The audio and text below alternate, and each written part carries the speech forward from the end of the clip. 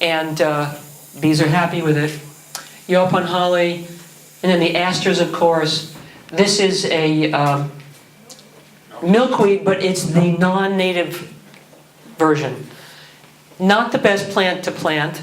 We plant them, but we like seeing the monarchs, but much better to have native milkweed.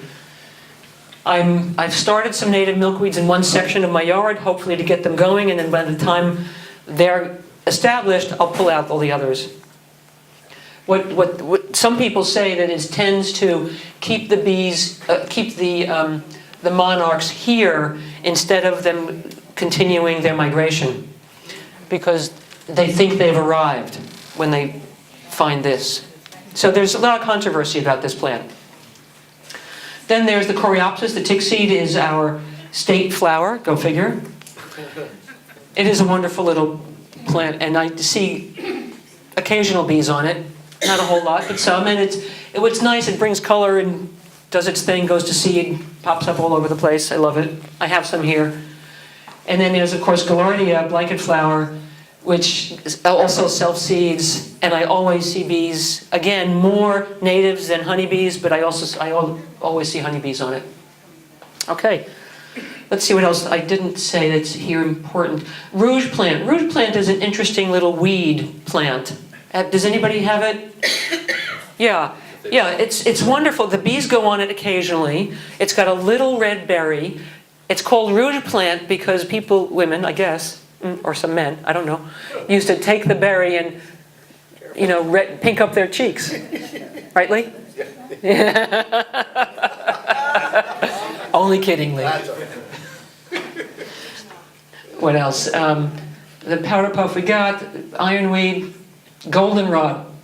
Oh, my goldenrods are popping up now. I can't wait because I know that they're going to be very, very happy. The bees love them. Okay, let's go. We're almost at the end. Oh, we're at the end. So the end, the beginning. So plant in your yard. It doesn't matter what you plant. Just start adding more and more and more because, you want to keep them home. It's much, much better to keep them home than to have them have to go 3 miles down the road to the M&M factory or whatever. And let me just tell you what these flowers are. This is a blue, doesn't look so blue here, but it's a blue Jacquemantia.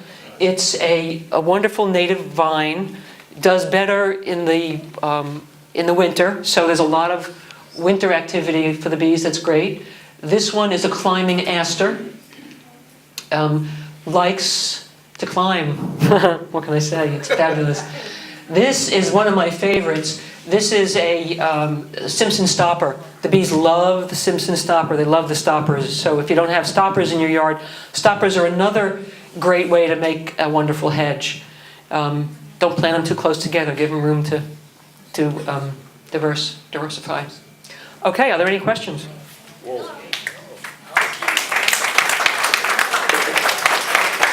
Thank you for your kind patience. Yeah. The flower is not producing a seed.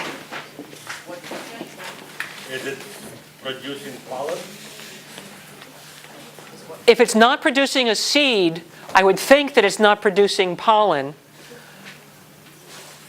But that's not necessarily so, because we have the basil, right, that's sterile. I don't know what makes it, why it's sterile, but they get pollen from that. So it's a really good question. Are we still recording? I'll have to answer this. Yeah, Mark. Out of all of the flowers you've seen, which would you recommend, I guess, as number one as far as being drought tolerant? Cocoa plum. Cocoa plum. Most of these natives, let me see what I have here. Most of these natives are very drought tolerant. They all like to get watered in, so you got to take care of it until it's established. The firebush does great. All of these are drought tolerant. Everything wants water, even bees and us. So don't push it. If you see it wilting, give it a little bit of water. But all of these are pretty drought tolerant. You have another question? Yeah, why bees hate mango? They don't hate mango. They're not interested. But I'll tell you. Because you can see flies. Not everything pollinates everything. You know, I wanted to trick them. And here's what I did. I put all of my tropical my wild African basil under my mango trees. And some of them are growing as tall as my mango flowers and my mangoes. I saw a bee on the mango, but you know where I saw it? Where the stalk fell off, the bee was around in there. So it was looking for something else, maybe resin. Maybe resin. Looks like red, but Maybe resin. why flies? All types of flies go. Bees, Not everybody loves everybody. What can I say? It also could be because the mango is also related to poison ivy. Oh, but they like poison. Bees go to poison ivy Oh, do they? and poison sumac, and yeah. Okay. There's a plant, and it's commonly called pineland petunia. Is that a native? Pineland petunia. There is a pineland petunia. It's Petunia caroliniensis or something. It's got a nice cup blue, purplish flower, beautiful color. Not in my yard. It's all over my yard. They never go. There is not the Mexican one though. No, not Mexican.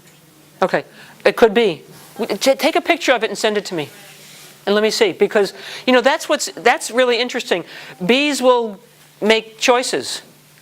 So in my yard, they've got something else that they prefer, or your dirt is better than mine, or my whatever it is. There's incredible variety. Anybody else? Anybody else? No. Pollinator for the passion fruit.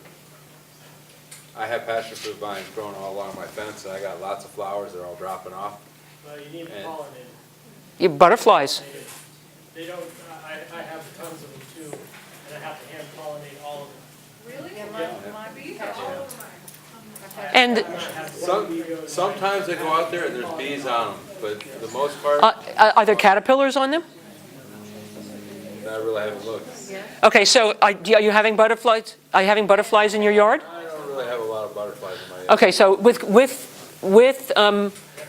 with passion vine, you should have butterflies, and there's 3 butterflies you should have.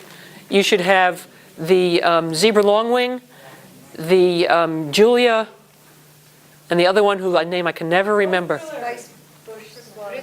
No, the what? Oh, I can't remember the other one.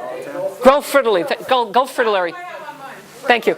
And so they love passion vine, and they pollinate it because I get seeds. Well, maybe my bees are doing it, but I get fruit all the time. I get very little fruit. And I got a huge vine that's growing up into a ficus tree. It's growing all along my front hedge. Or it's Is actually it- my hedge for my fence. It's not native. It's one of the. There are a lot of different kinds. I have like 6 different kinds in my yard, and only 2 of them produce. Well, this one gives me fruit like this when it gives it to me. Wow. Yeah. Is it yellow or purple? It's yellow. Yeah, that's delicious fruit. The seed originally came from Venezuela. Oh yeah. Would you email me and I'll find out? Okay. But email me and then I'll find out the answer. I know who will know. Yeah. Does the wild coffee produce coffee? Coffee beans? It produces coffee beans, but you don't want to. It's not like the Arabica. Tell us the native, the name of it. Oh yeah. The Psychotria nervosa is the Latin name for coffee, wild coffee. Psychotria nervosa. I'll drink to that. Anybody else? Anything else? So if you want anything, don't make me take them all home, but take some home, okay? They're priced pretty reasonably. Thank you.